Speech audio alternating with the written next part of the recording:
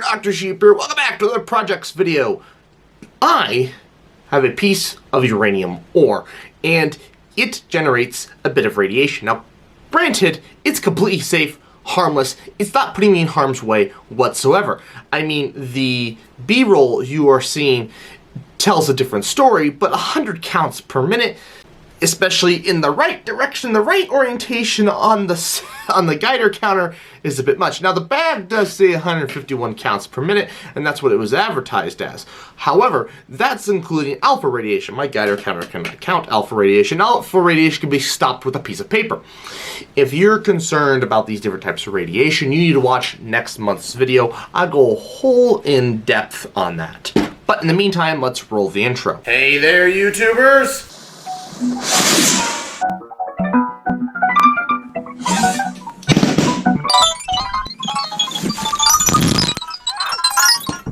So what's the point of this video? If the radiation is perfectly contained in the back of my closet underneath some lead shot in a cardboard box, which is complete and total overkill, what's the point of today's project? Because I've been wanting to do this for a long time. If I ever get any other more radioactive samples, like slightly more radioactive, we're gonna want what we're doing today. This is a wooden box I bought from Hobby Lobby. We're going to retrofit this wooden box to hold our radioactive sample. What are we going to do? Well, step one is we need to see this little gap here. Here, see this gap here? We need to fill that in with wood. And then on the inside, for the lid, there's another big gap here. We need to fill that in with wood as well. Why, you may be asking? Well, the bottom is for strength, and the top is to just make the next step a little easier. So, I've got some plywood. We need to glue it together, do some cutting, glue it into here, and then on to the next step. Alrighty, voiceover Doc here, which is where you're gonna see me for most of, or hear me for most of the video.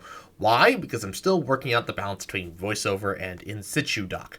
So gluing the two pieces of plywood together. Why am I gluing two pieces of plywood together in this manner? Well, one thing is that the top gap on the box that I need to fill with wood is too thick for any one piece of plywood. Actually, even the two pieces of plywood I glue together are not thick enough to fill this gap, and I just had to live with it. The bottom one, I just used a thinner piece of plywood I bought, and it actually, even that thin piece of plywood was too thick, but not a big deal. So gluing these two pieces of plywood, this is the proper technique. You lie out using the nozzle from your Tight Bond 2, which is what I was using, premium wood glue. It gets the job done. And then you rub it around with your fingers. I used way too much glue. I did this in high school too. I just remember my wood teacher coming over to me, my friend who were gluing these together. He's like, "Guys, why are you using so much wood glue?" We didn't know we were using too much. We used so much damn glue. Same thing happened here, but that's okay.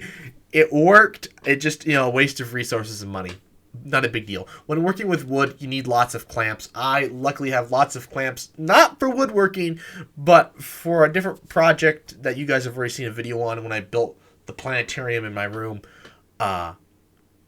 That's where all these clamps are from, but they work really well for holding wood together because that's what they're originally intended for. So you glue everything down. They weren't perfectly straight, but I at least had two edges lined up so the other edges can screw off. Or I guess only one edge, doesn't matter. Point is, the big deal was cutting it. And when I cut the big one, this was the first cut I did, and for the longest time, I've been following the blade. No, don't do that. I learned very quickly doing this. Follow the damn guard. The blade just has crappy, you can't go in a straight line. The guard, I surprised myself. The thin piece of plywood I had to cut, beautiful edge, beautiful cut, wonderful. The thick piece, not so much, and so it needs some sanding. It wouldn't be a working with wood video if there wasn't some sanding. Also, the blade of my circular saw was not the best blade to use for this, and I wish I had a different blade for cutting this specific plywood. It really splintered pretty bad. So from here, I don't show you gluing in the bottom piece of plywood, the thinner piece, but I do show you gluing in the top piece. And it's the same process, except, as you can see, my shoddy craftsmanship for this thick piece of plywood landed with a giant gap, which I was planning on because I knew I wasn't a very good craftsman. And so I bought some wood filler. I didn't know the wood filler would be so thick, and so when I tried to, squeeze it out of the nozzle, yeah, it was going to take way too long. So I just got my box cutter, cut it open, used it like putty. In hindsight, I guess I should have just bought wood filler putty. So then once that was done, you put some weight on it, or some clamps if they work in this situation, and let it cure for 24 hours. So the next step is buying a big sheet of steel, which I did a while ago, and then cutting it up into the appropriate pieces, which you can see now. Look, this video has generated more footage than any other video on my channel. Just me cutting the sheet steel with my grinder is like 15 minutes of footage. Just that. That's the long cuts. That's not the fine cuts. That's not even the grinding. And I don't think that's even everything I could have filmed. I think I erased a good portion of it. But anyways, the big thing with this project was debating how to cut the damn thing. Do I use a plasma cutter? I don't have a plasma cutter. So do I find a plasma cutter? Do I use an oxyacetylene torch? I could probably figure it out, but I've never used one. Or do I use the angle grinder like I did? And I'm glad I did, because I didn't realize it until I started doing this project that I bought a really expensive cutting wheel for my angle grinder, and so it cut this specific grade of sheet steel like absolute butter. Oh my gosh, it made life so much easier. And I didn't do a terrible job at cutting, but it was a learning process. I literally have never cut steel with a grinder in my life. This is all first time thing. And the first time I did this, it was a nice sunny day in like February. And then some time passes, and so I'm in my father's shop. I had to set up my own little shop light. There was a guy butchering a sheep that day outside, so I didn't want to bother him with all the cutting and the swearing and the YouTubing, and so I did that inside. There is a lot of footage of me removing flanges, because I did the fine cutting, getting it down to size to fit in the box perfectly, all in the shop in that one day. And it actually took about the same amount of time as it did for me to cut the big sheet down. The big thing with the big sheet was like trying to figure out how to cut it in a way that saved the most amount of steel and didn't waste a bunch, because I could have just been cut it and been done, but I wanted to save as much steel as I could, so I was doing math, and oh boy. Anyways, as you can see in my father's shop, there is no ventilation system, and there's lots of flammable stuff, so I'm shocked no fire ever started. But the no ventilation thing is key, because I wondered why on the metal disc say to wear a mask. I'm like, I guess I don't want metal filings getting in my mouth. Oh no, that's because whatever fumes come off this thing, they get stuck in the mask. The mask was disgusting after this project. Absolutely disgusting. And I'm like, oh, that's why they tell you to wear a mask. Anyways, enjoy this music montage of me just grinding metal. And if you want just the sounds of grinding metal, let me know, because I have like 30 minutes of it.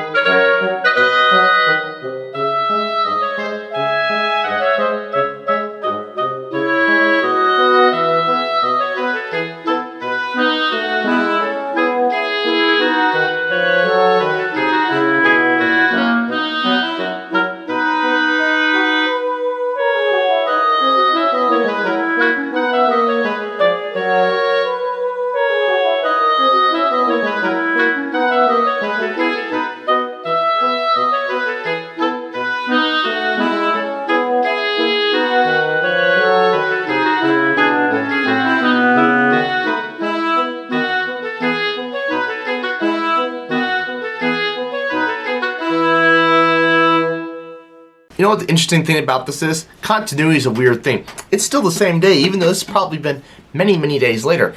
And within the box that I showed you earlier, I already had the cut up pieces of steel. So now it's time to assemble. Whoa, whoa, whoa, whoa there, buckaroo. Prefabrication is not done, may I remind you.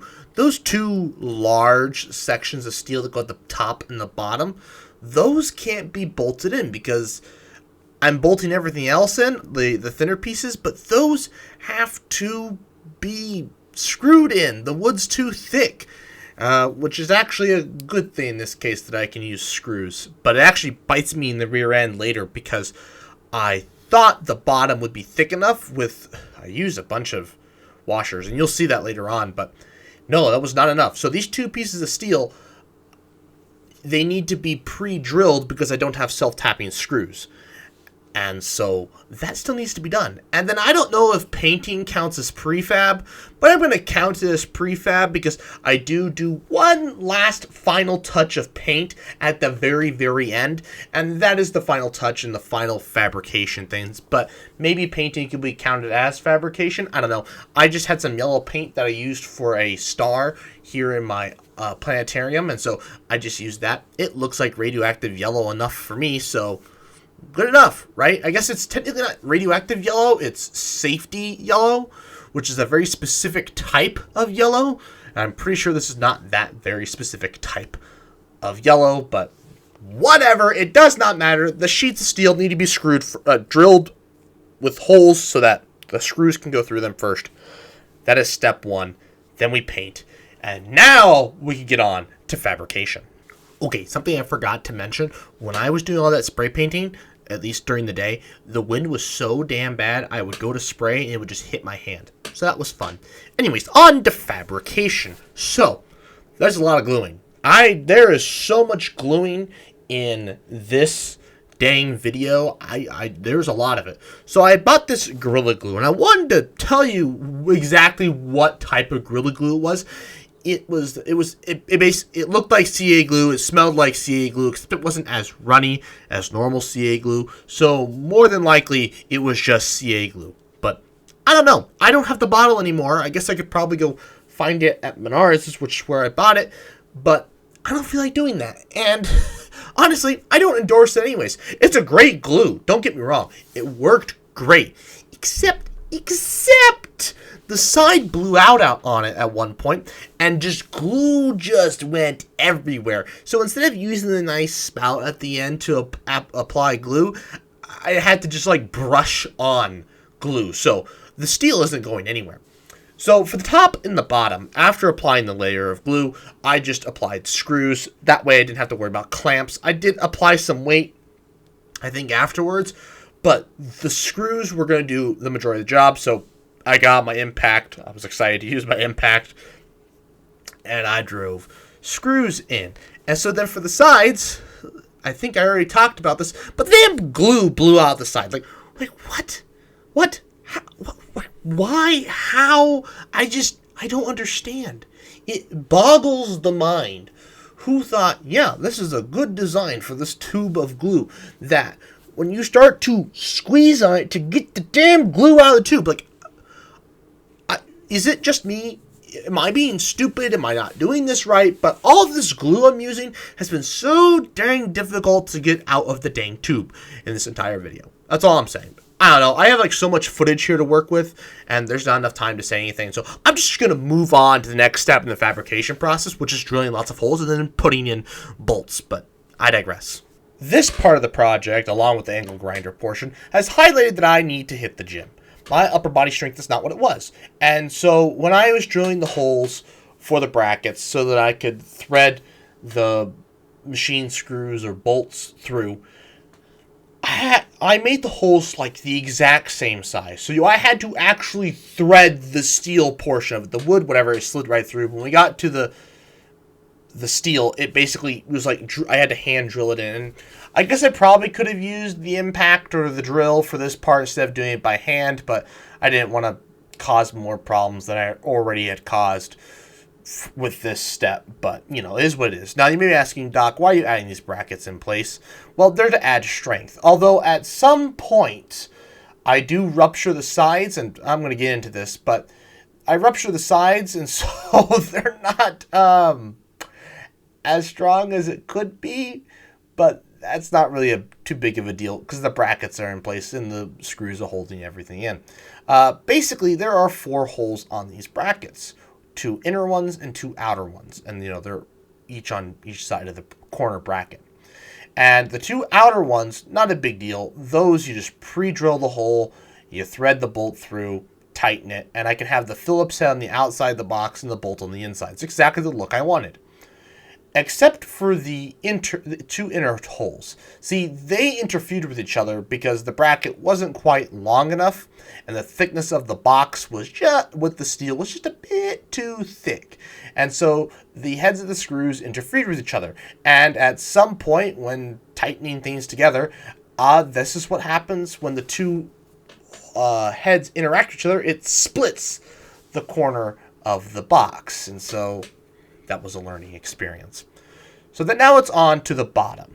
And the 2 holes that are holding the brackets on the bottom of the box. And this is to make sure the bottom of the box doesn't rupture out, because the last step in this process adds a lot of weight. More weight than I've already added, like exponential amounts more weight. And so I wanted to make sure the bottom of the box wouldn't rupture. And so luckily I could just use screws for the bottom ones. But the 2 running perpendicular to the bottom, so the one's going vertical. The top outer screw, not a problem. Drill a hole, run the bolt, not a problem. The inner screw, on the bottom, closest to the bottom of the box. Yeah, that's just for show. I drilled a hole, stuck it through, but then realized I couldn't get the nut on to the bolt, and so I just CA glued it in place. I got some JB Weld that I had laying around, and yep, they're just for looks. So, moving on. The very bottom of the box. I had alluded to this earlier, but the screws I had put in to hold the very bottom steel plate, they went all the way through. I even had 2 washers on them. I guess it wasn't enough, but they went through. This destroyed a portion of my coffee table, and maybe I should make a video on sanding and restaining the surface of my coffee table, but only the top is actual wood. The rest of it's just veneer, so I couldn't resurface that. But I digress. So I put some nice little felt pads and CA glued those in place. And if you don't know what I mean by CA glue, that's cyanoacrylate. It's super glue. Or crazy glue, whatever you want to call it. It works great for these projects. So, oh my gosh, there's one last step. I just have to spray paint the radioactive symbol on there because it needs to be done. So I printed one off, cut it out with my box cutter because I didn't have my X-Acto, and boom, I sprayed it with black spray paint, and you have a radioactive symbol. Now the assembly is complete. Wood and steel, in this case, is enough to stop the radiation. It's a complete and total overkill. But for other types of radiation and for more radioactive samples, that's not going to cut it. So, I have some lead shot. This is very heavy. Lead is a big nucleus and can absorb a lot of radiation. So, we're going to fill the box with lead shot, and then we're done. Well, that's it. A project I started a very long time ago. Well, the idea of the project started a very long time ago. Is now done. Well, done as it can be. The funny thing is, there isn't actually really enough lead shot in the box to cover up the uranium ore. But as I think I've stated once before, there's no need for this. This is complete comedic effect and just a project I've wanted to do for a very long time. And I finally got around to doing it. The funny thing is, to make this more effective, I actually should get more samples that are radioactive and shove them in a box to take up more volume, and then the lead shot can better distribute and cover things up. Right now, there's like really thick blocks of lead shot on sides of it that just don't need to be there when there's the stuff on top. But it's done. If there's anything that ever changed about this, it'd be using more precise tools to do parts of this job. But anyways, that's it. Project's done.